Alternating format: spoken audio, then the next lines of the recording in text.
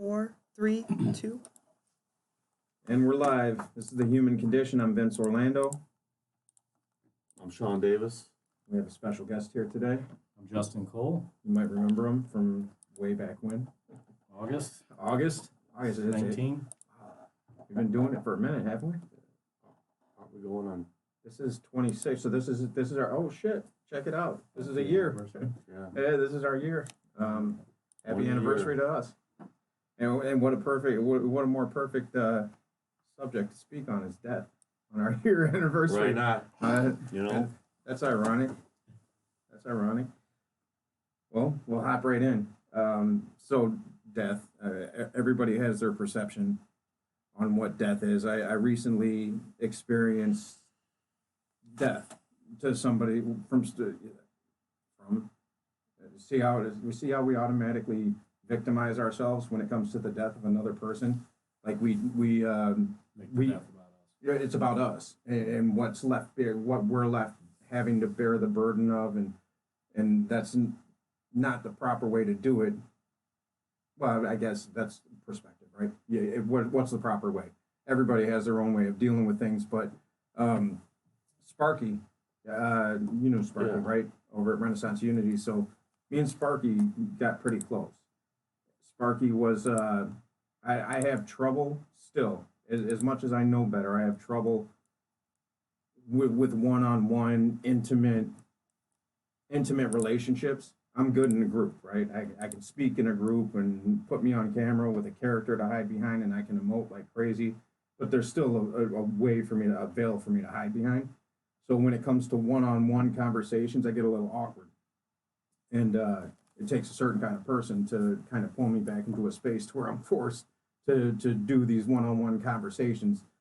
And I find myself pushing myself into these venues more now because I need it. I know this is something I need for growth. It's attached to parts of myself that I haven't resolved yet, my subconscious, fear of intimacy or whatever.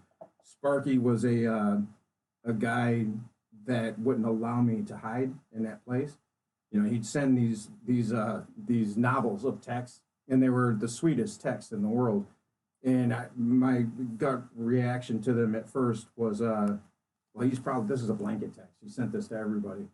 Meanwhile, he's saying Prince Vince or Saint Vincent or whatever, and hug the angels for me, talking about my kid. They're real personal. Yeah. But I'm saying he probably sent this to everybody, and then he copied and pasted, because I really don't want to respond on an intimate level. He pulled me into that intimacy, and he's kind of like a spiritual mentor to me in that way.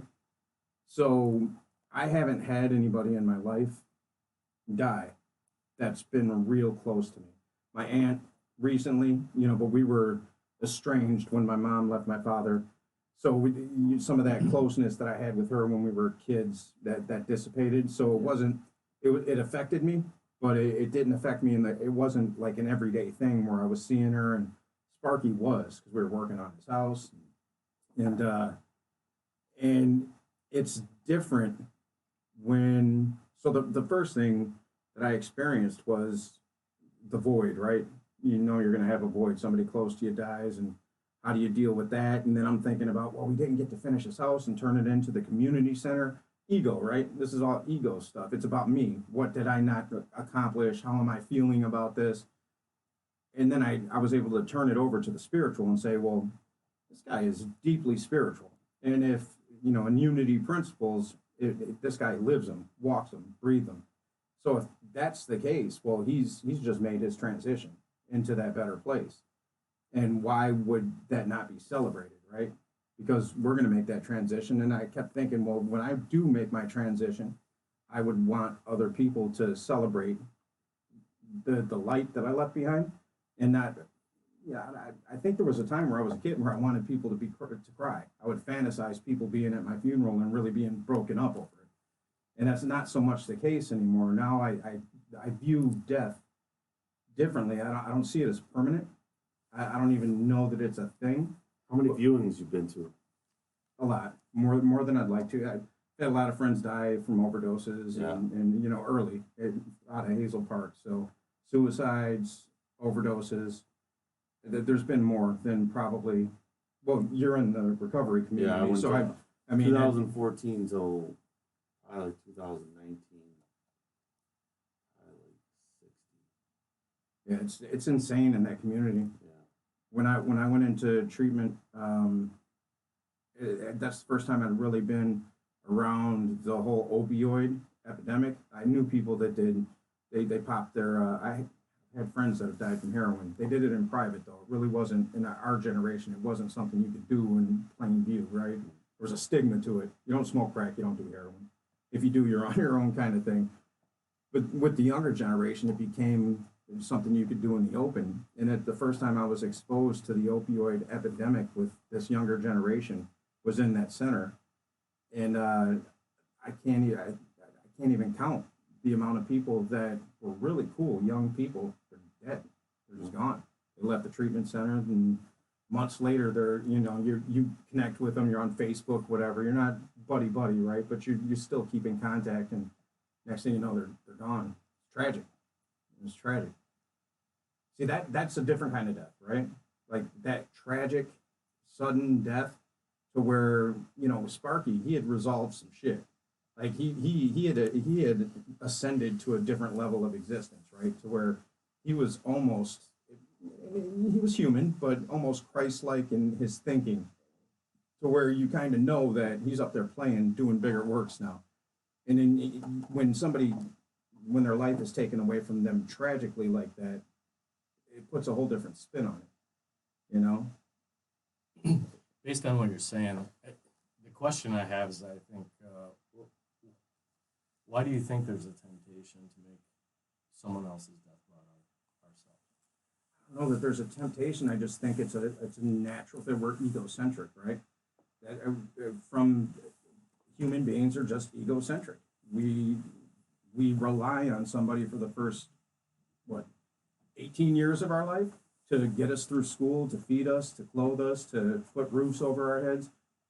I mean, not all of us. I mean, but for the most part, we're in an egocentric society. Human beings, we're very reliant upon one another to even survive for at least the first couple of years, to change us, to definitely feed us.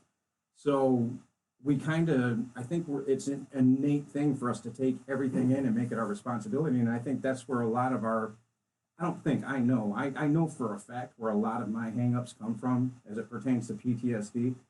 It's that I've made everything my responsibility. So I view everything as me. When my parents didn't work or when I would get beat as a kid, that was me. That's all me.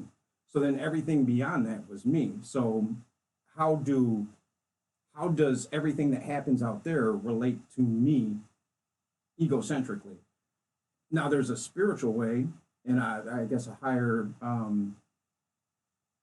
self way of relating back to yourself. Now I can look at things and say, I felt this way, or this thing happened. What did I do to allow that to manifest in my life? That's different than taking everything back and putting it on me in an egocentric way. This is but I just think we're wired that way. So when that death happens, we feel that void, and that's what we react to.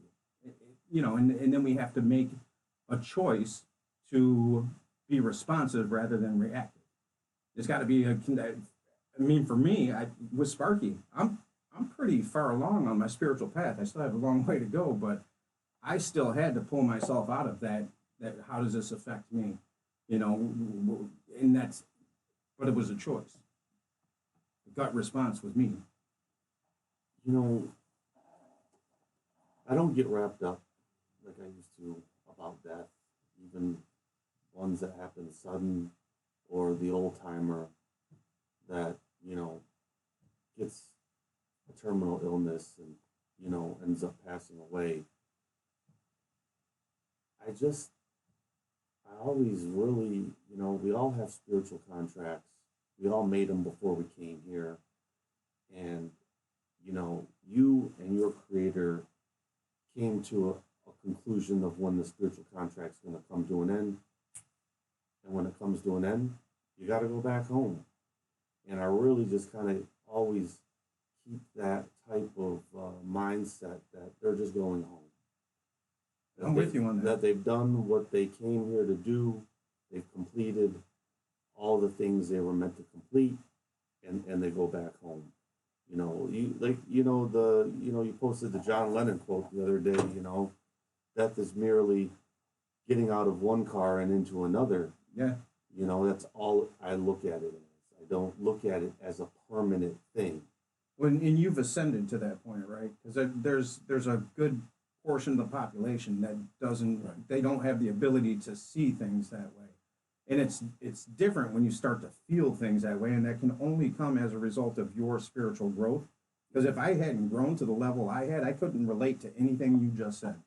Wouldn't make any sense to me. I'd be like, well, that's nice to say, and I might even view it as cold, right? And that this is just this person's way of not dealing with it. I don't think that way because I agree with you. I mean, there's 100%. pain. There will be pain, but I don't grieve very long. I'm not much of a griever. Because what you say is true. A day or two, I go through certain ritual that I do, and then, I really look at it more as, a celebration, even if they left tragically. You get to go back home. You get to go back to your ancestral family tree. True. Fucking A. True. I mean, and then, I was with Sparky. I said, and I made the correlation between him and my aunt.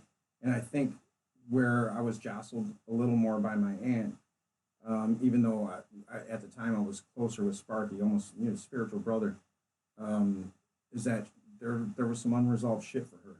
She still has some things. Sparky might be in that place we're aspiring to get to as spiritual beings having human experience. Like, he ascended some things. Maybe there's some unresolved stuff for him to come back to this planet and work out another time, another place. But with my aunt, there's still work to be done, right? So I don't know what that means, but if this journey right here for us is any indication of what it takes to grow, which is typically pain. You need pain, you need resistance. Without that, there's really no growth. So when I look at somebody who dies in an unresolved fashion, or that hasn't ascended to speak in the language that you just have and be able to feel those types of things and know them to be true, I guess I kind of sympathize with the work left to be done. I'm not attached to it. You know what I mean? I'm not attached to it, and I personally view death in the same way you do physical death. Yeah. And I even view death in a different way from a physics perspective, which we were kind of talking about before we started. But the way you spoke just now, that's my idea. I believe that's the truth. But 5 years ago, that's bullshit. You know what I mean? To me, that's Sure, I think the link between ascension, whatever Sean is talking about, and the egocentric side of it, the link there is fear. I think absolutely. we might do it in a way that feels egocentric. I mean, you could call it selfish or self-centered to make another person's death about yourself, but I think it's a way of reconciling the unknown to us in a way. I think with lack of understanding, we try to put answers to the unexplainable. Mm-hmm. And another person dying is also a reminder to ourselves that we're going to be there one day, or that life's shorter. Or to hug the people close to you, Right. There's always some sort of like negative connotation given to it, and what Sean's talking about of that viewpoint or that perspective. I mean, is really good or bad, right or wrong. It doesn't really matter. I mean, we've yet to answer the question. Religiosity has tried to answer the question, and many people live as a way to ascend the gates of heaven after they die. It's really an answer to the unknown, to that fear that's comfortable for people, and agree with it or not agree with it. I understand it, and why it works and how it works.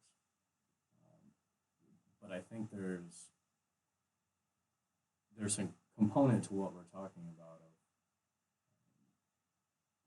why we feel it's necessary to place meaning or limits on the limitless.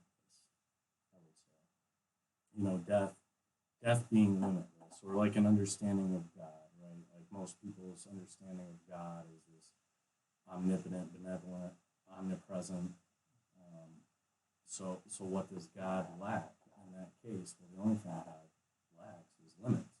And what you mentioned as far as pain leading to growth, those limits end up leading to suffering. And then All limits lead to suffering. Right, Yeah. right. It's the limits that we have. We create it, and that's how I understand it related to the ego in this case, in many cases, but talking about death here is we're trying to place meaning upon or add a limit to that which is limitless. I think very much in the same manner of trying to conceptualize whatever higher power or higher being is out there. That's limited too when you try to conceptualize Absolutely. that which is limitless. Mm-hmm. And that is where, but we're human, right? Mm-hmm. We're human, and this is our human experience. And if you haven't stepped into the realm of the spiritual, you're confined to the five senses. This is your absolute truth. So yeah, when that's in physical death, people tend to view it as permanent. That's the end of all that is, right? Everything that we're ever going to experience, this is where it all ends. So how could you not be rocked by that? If that's your viewpoint, Mm-hmm. you know? Well, it's hard not to have that viewpoint because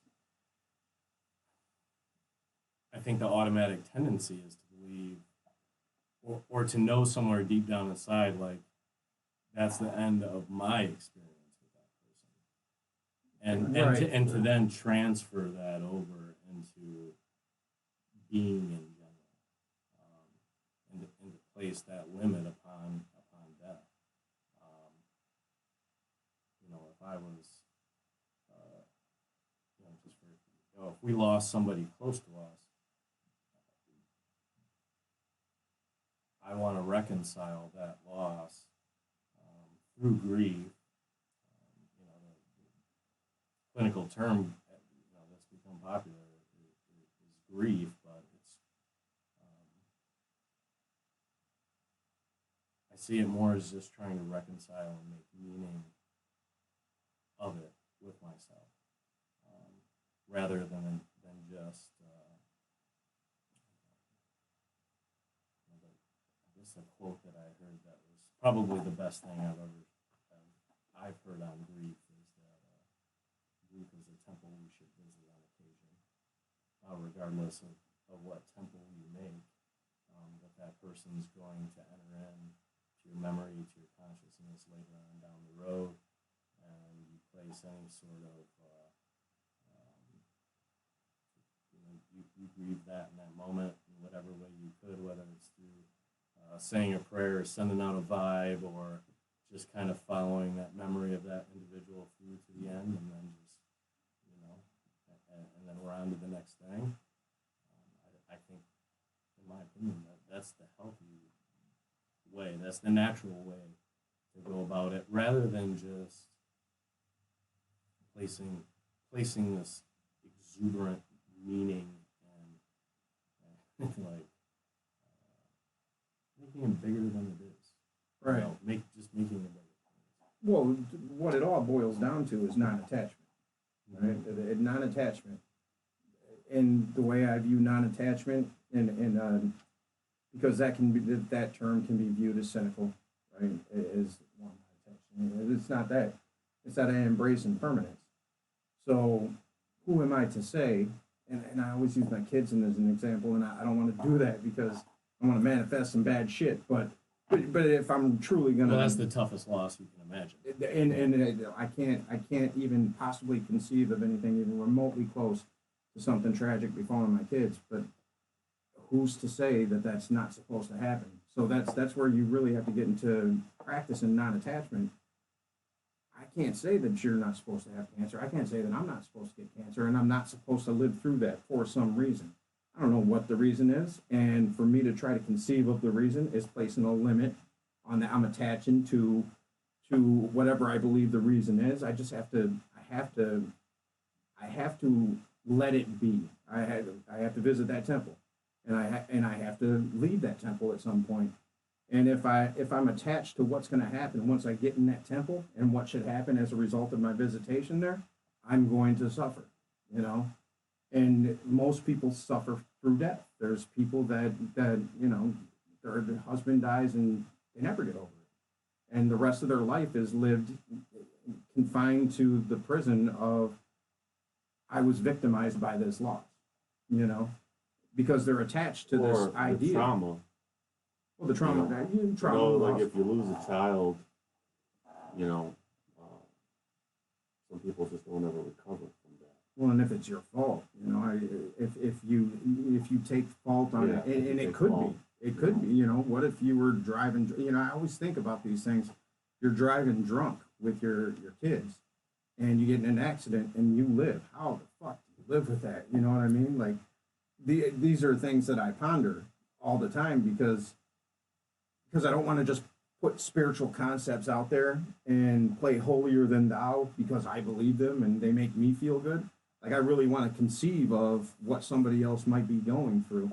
But don't you think that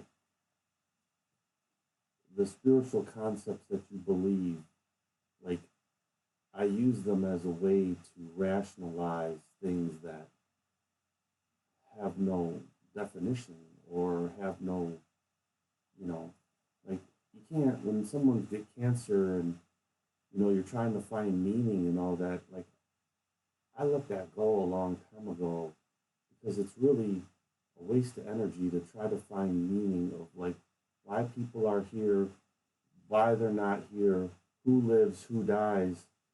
The grand design ain't none of my business. It never has been my business. We make it our business. You can try to make Yeah. it your business, but you're only gonna end up fucking yourself in the Suffering. mind. And, like, I had to, like, just, you know, like a hands-off approach. You know, my best friend committed suicide. We were both 21 at the time. You know, and that one rocked me pretty hard. But in the same sense, like, we were both alcoholic, and I can tell, I understand why he did what he did.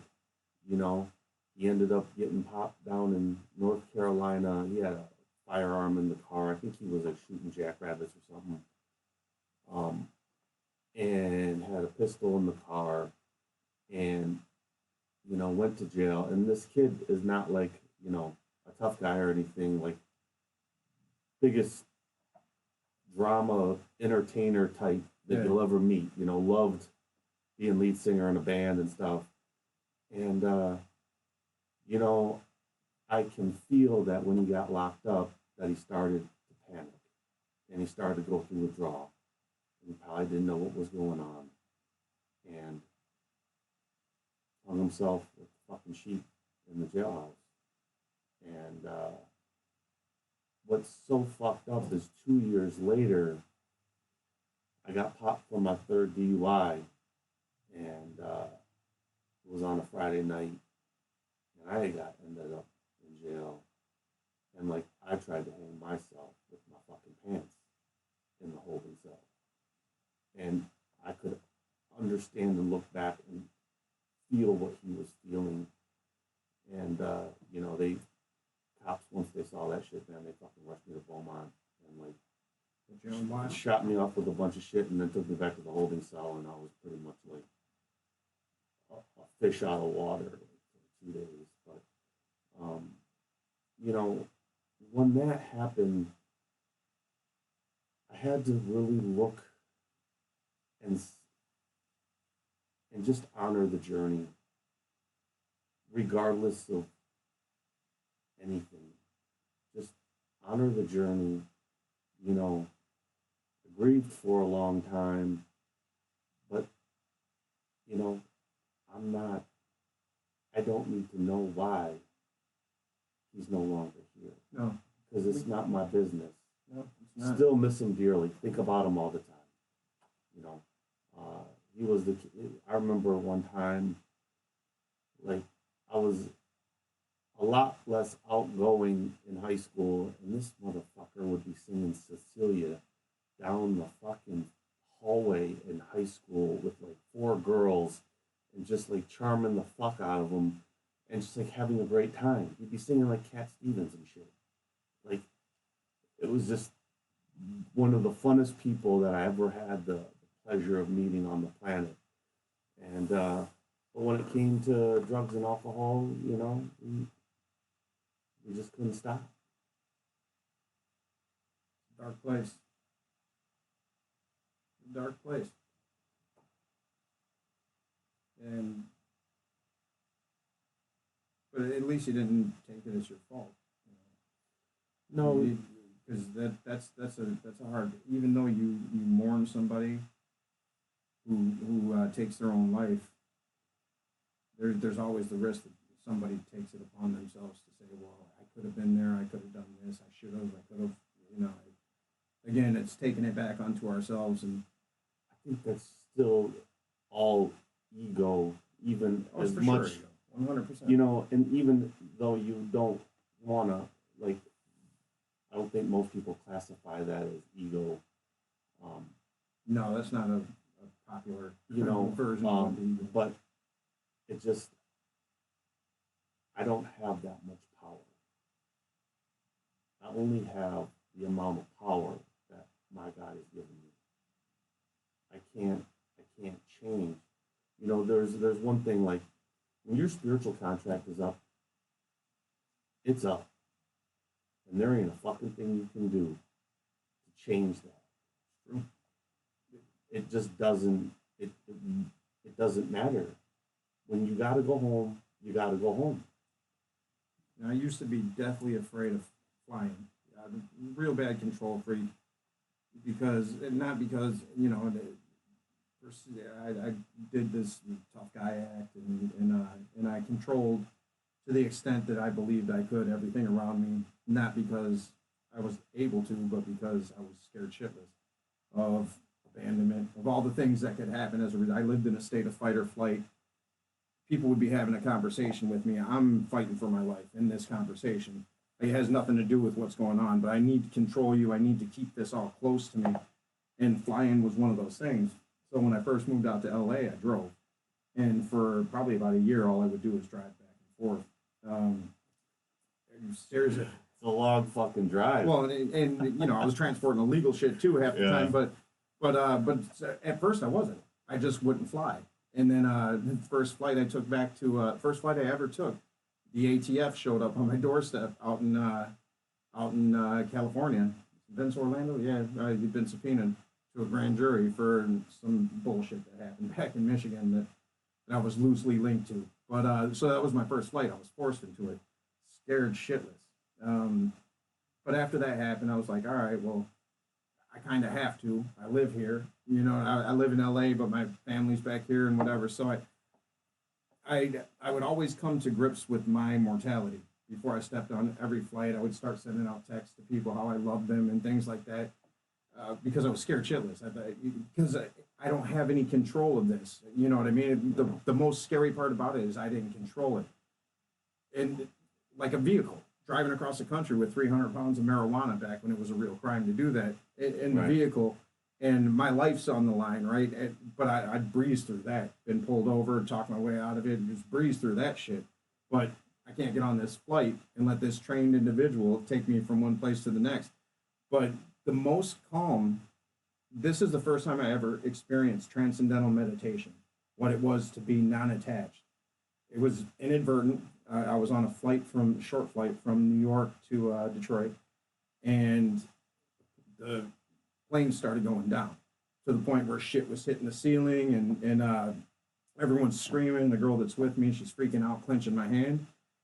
And based on who I was leading into every flight and my fear of that, you'd think that I'd go along for that ride. But I remember the calm that came over me in that moment. There was just this, like I felt like I was home. It was like having a transcendental meditative experience or a psychedelic experience where I just like DMT. When I did DMT, it's like I went home and I just kind of sat there and I was calm. I was calm and I was looking around and everything moved into slow motion and eventually the plane leveled out. But I'll never forget that moment because that was the first time I ever felt that. I was just unattached to everything going on around me and I felt peaceful. It was weird. I still remember the way my eyes glazed over and it was just calm. It was just calm. I was just along for the ride. I don't even know why that came up, but it did. You know, based on my fear of flying and death and all of that, my attachment to the fact that I should be here and that I should not die. Now I get on a flight, it's like, anybody can die. You know, anybody can die. When I'm traveling with my kids internationally, I still think about the shit because deep down there's still an attachment to we should still be here and we should make it from this place to that place. But as you're flying over the Atlantic and you got your two little kids, it's always a good exercise to put my ego in check and say, well, why are we any different than anybody else on this flight? Anything could happen. If it does happen, so be it. I don't know why I still have to go through these exercises in my mind, but it just shows how powerful the subconscious is, right? It will bring itself to the surface at any given opportunity, but it's good because spiritually we get to play with that, and I think that's what death does. When you talk about us trying to make sense, physical death anyway, us trying to make sense of it, or how does this apply to us, my existence? There's the mirror effect, right? And if you're not a spiritual person, you're not thinking of the mirror effect, but your reaction to this says something about you. Says a lot about things that may be unresolved in you. And if you can look at things that way, that's a spiritual concept of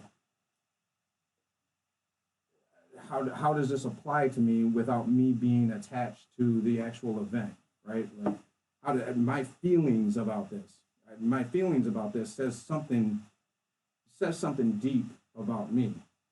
What and we take it back in. I believe we should take it back into ourselves and really look at our reaction to it. Because at the end of the day, that's all you control, right? Your reaction. That's it. Don't control how that person passed. You don't control any, and even for the person who may have been driving drunk with their kids, and that's still a tough one for me. When I think about it, like how do you move past that? Ever in your life, how do you move past that? Who says you will? Well, you have to, right? You have to. You don't have to. You kind of do. Like that's what this journey. I believe that's what this journey is about: is overcoming these things. Oh yeah. What did you do to bring you to this place to where that's the shit you have to overcome? That's. We're kind of veering off a little bit, but it's on the subject of death and how do you detach from that? Say that for another episode, I guess. But I don't know. It's a valid question when dealing with death. Like, how do you, if something is actually your fault, you know, if you took part in this somehow, how do you deal with it when you're a military person? I guess you could say they're the enemy, but what if you have this spiritual realization that humans are humans and we're all one, and then you have to relive the fact that you've killed these people? Like, how do you deal with that? I mean, there's a tremendous amount of shame, I'm sure. I mean, there's got to be countless examples out there. Couldn't recall any, but I'm sure they're out there. I mean, there's been how many times we heard about a father or mother driving drunk, yeah. and they have they were the lone survivor, and their child or children were killed. To be able to process through that, I think like anything else, there's defenses that probably go up. You have to let go, right? You have to, at a certain point, just let go. And Body Keeps the Score, there's one of those examples. Right. If you want to rise above it, if you want to grow from it, I don't know as if a lot of people that experience that would even necessarily arrive at that. Right. I don't know. I Or even there, contemplate there it. there would be. I could imagine there would just end up being a lifelong hell of victimization. Right. They Yeah. continue to relive that. That moment becomes the defining moment of their life. You know, the crossroads or the The stuck point, PTSD, the stuck point. Now, Sure. This is it. This yeah, is it. yeah. It'd be the same thing. I mean, especially in something like a very violent way where you were present in that, like a car accident. There would be a defense that goes up. There would be a tremendous amount of shame. There would be a response to that shame, which would just be succumbing to it or attempting to over control it. And then you attempt to victimize yourself, or more than likely would victimize yourself unconsciously. Absolutely. And the rest of your life, I'd imagine you'd label yourself. And my temptation, if that were the case, would be to just label myself a monster. Yeah, and you know what's crazy in reading Body Keeps the Score, right? So I looked at some of those examples and I'm like, well, I didn't experience that. And I start to minimize what it is that I still go through. I don't go through it to the extent that I used to. I know better. I have tools at my disposal to be able to process through these emotions when they come to me innately. Like I'm not in control of that. But if you run the brain scan physiologically, the person who got into that car accident and watched their children die, or watched, I think it was her husband actually, but in the book, but it looks the same. Mm-hmm. It's the exact same in the brain. So when I read that, I'm like, wow. So I do a disservice to myself by minimizing my trauma, because at the end of the day, it's all the same trauma. It's relative. Right, and then we can go into the whole concept of the Buddhist concept of non-attachment. Well, that's where it is. You know, the person in prison who murdered a bunch of people and then finds God or Jesus, you know, or on a real deep visceral level, and that's happened, right? Well, they had to let that go at some point. Society doesn't want you to let that shit go, right? You're anyway, we're veering off, but it's interesting to think about things at that level. You know, we've talked about death in the spiritual context. We talked about death in the physical context. There's another form that it's not another form. It's all relative, like you just said. It's all relative. All of this shit's relative. We're just putting different labels on what it is. But I know for my mind, for me to delve back into spirituality, quantum physics played a big role in that. Now I could understand energy at a level that was scientifically proven, right? And it just helped me to kind of merge these two sides of my brain that seem to fire, you know, back and forth pretty well. They communicate well, and if one isn't understanding something, well, there's you know, it's a weird thing. But for me, quantum physics was something that brought me into spirituality, because I didn't know what God was. God was stigmatized. The church was shit. You know what I mean? That was all bullshit to me. And then the birth of my son, ketamine, and quantum physics put me back on the spirit. Not back, because I was never on it, but it realigned me with whatever my creator is. So in death, you know, we have the whole thing that made us talk about this episode is we were talking about entropy in the last episode. So entropy, all death is really, from a physics perspective, is entropy.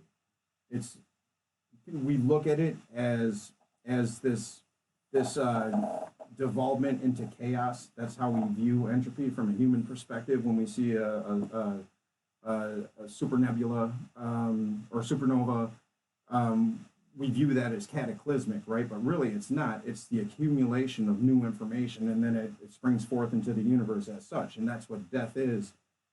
From a physics perspective, it's this accumulation of information, and now this case that we walk around in, it can't contain that information, and this new information springs forth into the universe.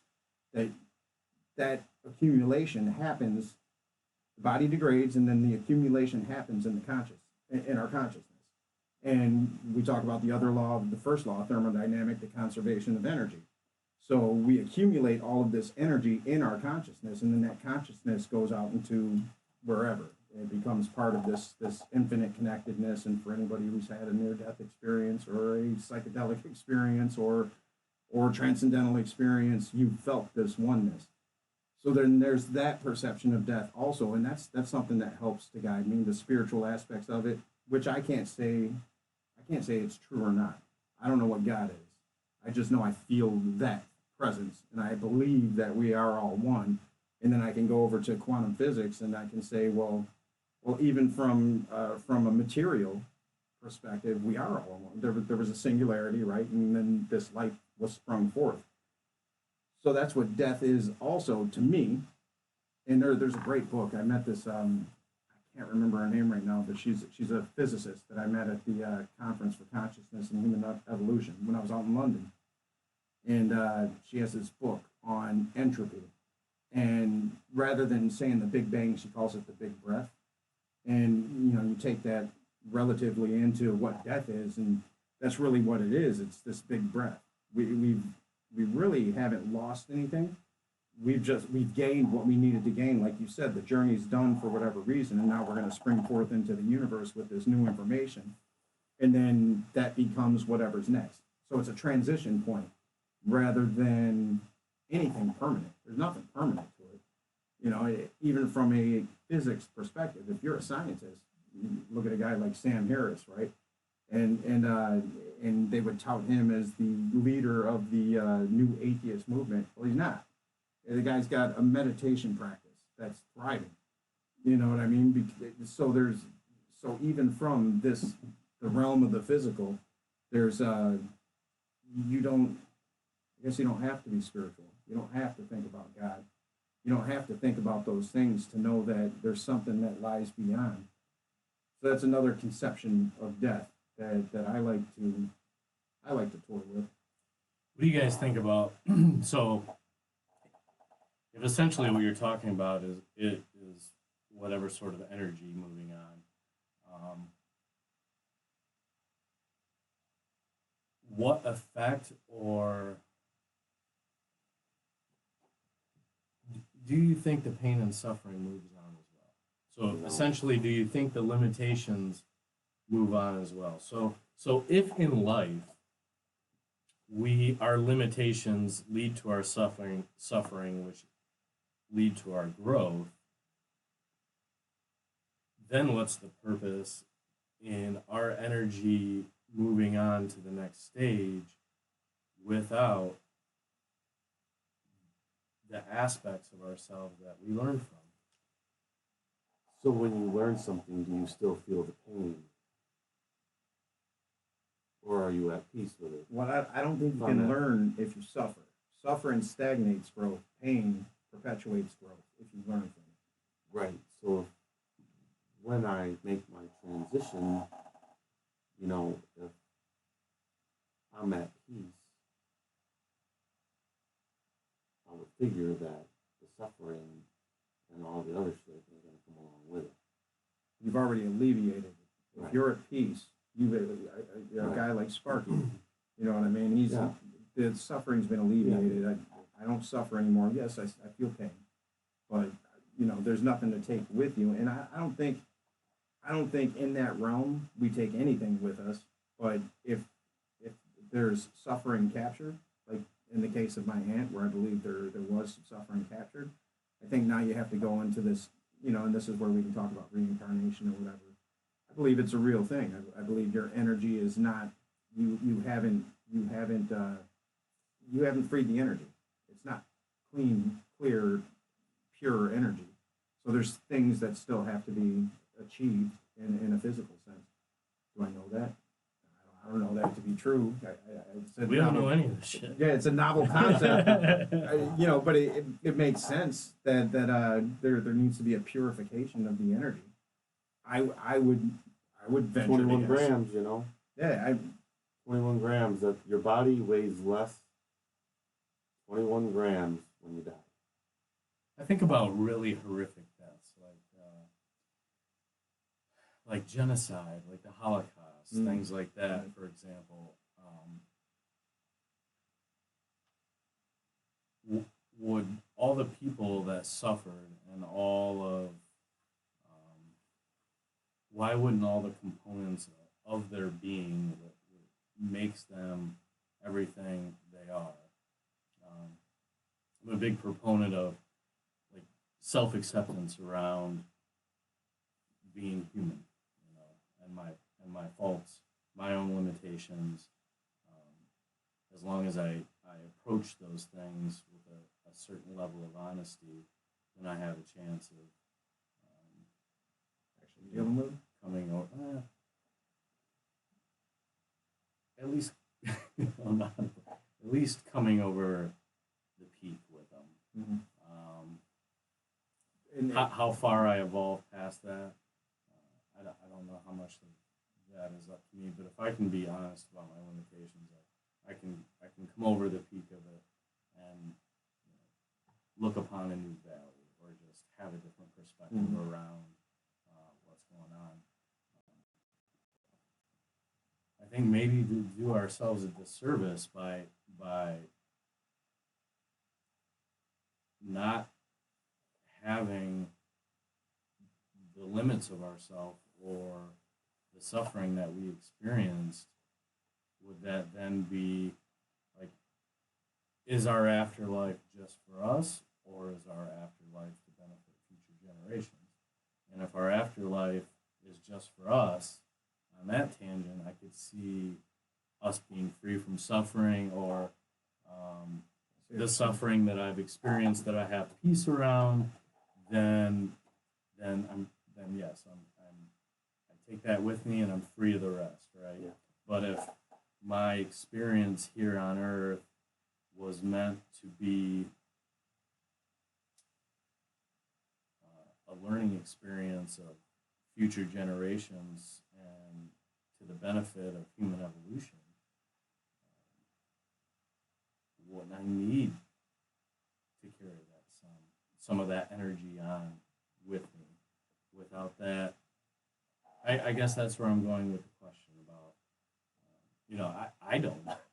well, the Buddhists talk about it. They talk about that, and what the so once you've achieved nirvana, there's nothing left for you. There's right, the various levels. Sure. Then you're done, and that's once you've achieved God consciousness. Once you're Christ and the crucifixion happens on the cross, and you've shed your blood for humanity as a whole, there's nothing left for you. You can't exist on this plane anymore. And metaphorically, metaphysically, they speak of when Christ rose and was in the garden, they didn't recognize Christ as Christ because Christ couldn't exist.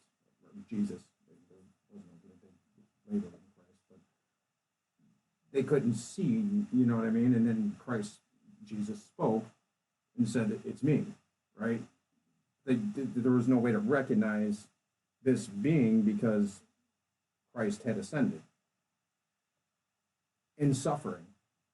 But Christ chose that, right? So when Jesus chose to, because there were ways out, he didn't have to suffer like that. In the same way that Martin Luther King knew that he was going to get assassinated, in the speech that he gave right before his life was taken, he knew that he was walking into it. So they walked into the suffering, and it wasn't suffering for them. I have to believe that wasn't suffering for them because they made this choice. They knew that there was something bigger than this suffering. They knew that it was a part of Bigger plan. right, a bigger plan. So it wasn't suffering to them in the way that we see it. We see somebody getting jabbed on a cross. We didn't see it, but we hear of it, and immediately we think of, how that must have hurt. I couldn't stand. You know what I mean? But this person walked into it, and whether it's true or fiction, I mean, there's a lot of historical accounts from various different sects that would say that this actually happened, right? But whether it did or not is irrelevant. The metaphysical meaning of that crucifixion is you walk into the suffering, therefore there is no suffering, and you're able to ascend at that point to what we call God consciousness or nirvana or whatever different spiritual, Mother Earth, whatever you want to call it. Now you're able to transcend because you don't suffer anymore because you take life. It's kind of what acceptance is in addiction, right? You accept that this is the thing, right? This is the thing, and I can't control all of these things outside of me, so I'm just going to accept them. I'm going to roll with them in some form or fashion. I'm going to find a way to make it myself okay with this. When your contract's up, When it's up, contract's up. And you look at the people that have had a lasting effect, right? That seem to have ascended, people like Martin Luther King, who walk seemingly right into their own death, and they're pathetic about it, and they don't care. Wayne Dyer talks about the in Wisdom of the Ages, the greatest teachers, speakers of all time, the ones that had the lasting effect, and they had these 3 traits about them, and they all pertain to non-attachment. They were unattached to the good opinion of others. They were not power driven, and they were what was the other non-attachment? They were unattached to outcome. Those 3 things were the thing that they all shared, which is non-attachment. So, like Christ said, I'm in this world, but I'm not of it. There's a recognition there that yes, I'm part of this, right? And to your question, like you have to recognize that I'm part of this, but there's a part of me that's not of this. And when you recognize that, I think you can alleviate suffering. Does it mean you're not going to feel pain? I'm sure that hurt to get stuck on the cross, right? I'm sure that hurt. There was pain there. But you recognize that there's also a cleansing to it. It's like Viktor Frankl. You talked about the concentration camps. Well, everybody else was dying in miserable ways around him, but he chose to not have his spirit in prison. There's power in that. Does that mean you're not going to die tomorrow? You might. You might. Christ did. He might have had a spiritual death while he was going through that experience. Or rebirth. Or however, it's all perspective, right? Yeah. It's all relative. Yeah, or a response, a control response. Well, he talks about seeing this vision of his wife in the clouds. And that was the thing that gave him purpose. And the guy comes out, and he's suffering in a way that I can barely fathom what that is. I've been to jail. Still nothing compared to what this man went through. Your entire family's killed. You're treated like a dog. You're given these slops of food, and you're out there working without shoes in the winter to build these war machines and whatever. Like, and you could die at any given moment. Like to have to think about living through something like that and be able to come out of it with this. Oh, but if you have meaning, you can get through everything. That's that ascension. Yeah, I think there's a more simple way. You made me think that death adds a moral value, I guess, to my life. It does now, and it doesn't in any sort of really existential way. It's more about just a human connection. So passing on a legacy, essentially. Yeah. When you're talking about Martin Luther King Jr., it's like the importance that I would place upon my relationships with others, children, anybody I encounter throughout my life, being able to have a drive to have an impact, to pass on some sort of like legacy or positive memory. That's really all at this point I conceptualize a meaning around that. You know what I mean? And that puts it in a positive light where I have like a moral value of that. I have a responsibility of that. I have a responsibility to treat people well, to do the best by you and by my kids, including by yourself. anybody and myself. Right. Yeah, there's a moral responsibility.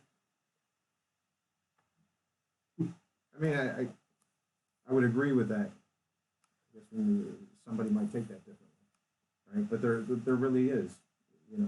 The time is limited, at least from the physical perspective.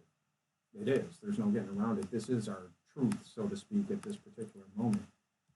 How do we capitalize on that? We add some value to it. Why people choose to believe. I can choose to believe that we're one food, but I like the other way better. It just feels better.